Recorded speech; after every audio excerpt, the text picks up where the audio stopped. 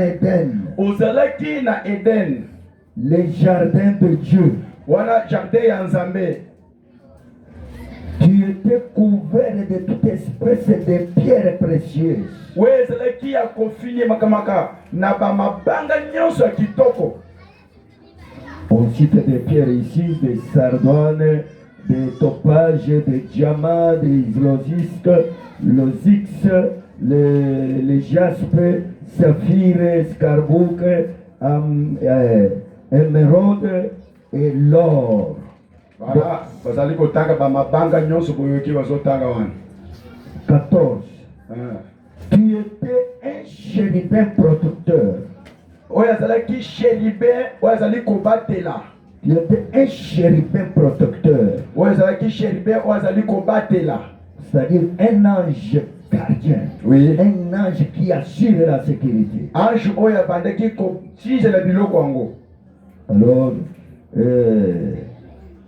et je t'avais placé et tu étais sur la sainte montagne de Dieu.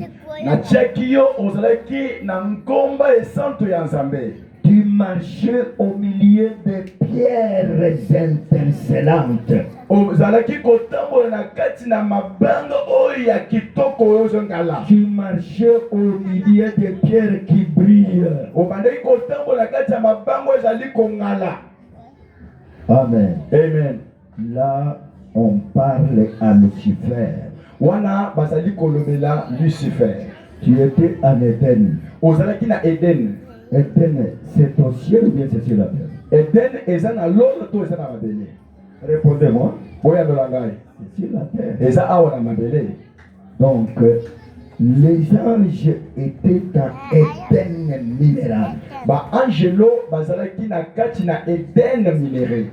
Alors, Lucifer était couvert, était plaqué de pierres intercellantes.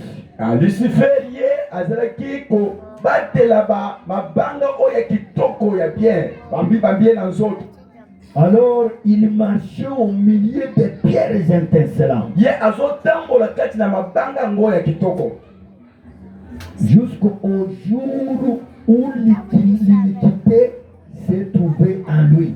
Tina mukolo bokeli elongwe kati na ye. À cause de cette gloire que le Seigneur lui avait donnée.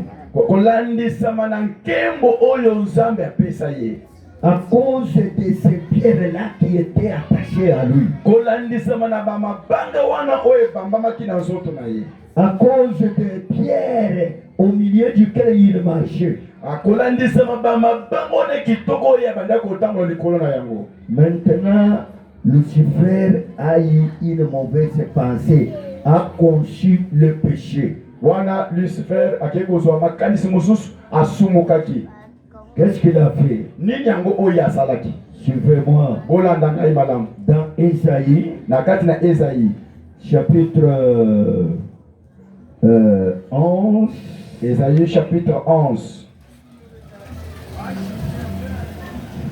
Ésaïe chapitre 12. Ésaïe 12. Non, c'est Ésaïe chapitre 14. Ésaïe chapitre 14. Te voilà tombé du ciel. Akweyeki na lola. Astre brillant. Ah, astre brillant. Munzoto oyo ngala. Fils de l'aurore. Mwana ya aurore. Mwana ya l'Angelos. Oui. Alors, qui est abattu à terre. Oyo a kweyisemi na se. Toi le vainqueur des nations. Yo ozalaki mobundi bitumba ya bikolo. Tu disais en ton cœur. Obande komiloba na motema. Je monterai au ciel. Na komata na lola.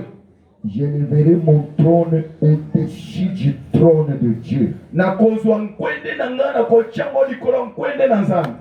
Je vais m'asseoir au-dessus de la montagne de Dieu. Na kovanda likolo ya ngomba ya Nzambe.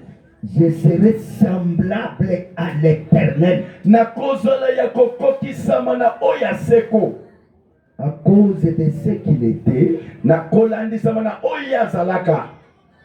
Lucifer a eu l'orgueil. Lucifer ake kozwa orgueil kati na ye. Il s'est regardé Ya mitali avec les pierres qui brillaient sur son corps. na mabanga ezongala na nzoto na ye. Il s'est regardé. Amitali Il marchait au milieu de pierres intercellentes. azotambola na bamabanga oyo ya kitoko.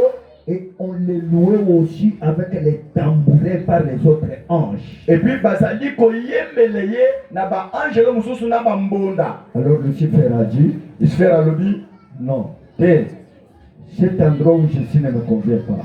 ah esika nga nazali ebongi mpona ngai te. Je vais monter au ciel. Esengeli na mataka na lola Parce que Dieu était resté au ciel. po ete nzambe ye moko atikalaki na lola. Alors les anges, il les avait placés sur la terre dans Éden minéral. Ye ba angelo atiaki bango na nse na mabele oyo ya minere. Alors Lucifer a dit, Lucifer ayi koloba je vais monter au ciel. esengeli na mata na lola. Je vais prendre mon trône. Esengeli nazwa ngwende nanga. Je vais le déposer au-dessus du trône de Dieu. Esengeli natia yango likolo ya ngwende na nzambe. Je serai semblable à Dieu. nakozala kokokisama na nzambe. Bien-aimé dans le Seigneur, moningami kati na kolo il est monté. amataki.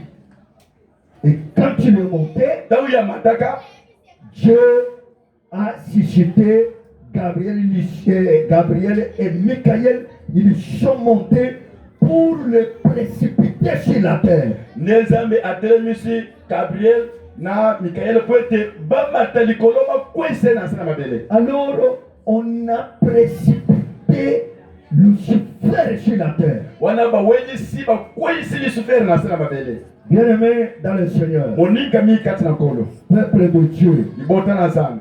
Alors, la terre là, siko mabele wana c'était pendant ce temps-là, quand Satan a été précipité, quand il voulait élever son trône, Dieu a récupéré Gabriel et Michael avec leur légion d'anges, les a récupérés au ciel.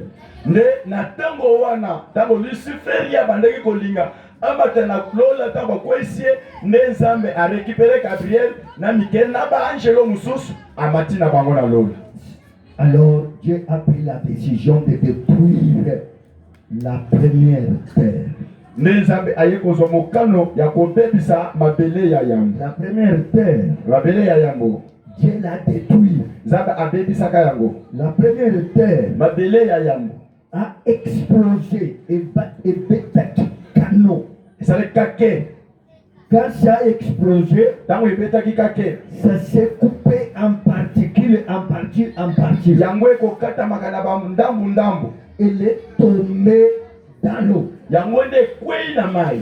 La première terre mabele ya yambo est allée tomber dans l'eau. yango ekwei ntina mai. À cause de quoi? nakolandisama na nini? À cause du péché de Lucifer. kolandisama masumu ya lucifer. À cause de la rébellion de Lucifer. kolandisama rebellion ya lucifer. Dieu a détruit la première terre nde nzambe abebisi mabele ya yango qui est devenue informe oyo eye kokoma eza na lolenge te et vide. emikuti eza pamba. Elle est allée tomber dans l'eau. yango ekweyamaki na mai.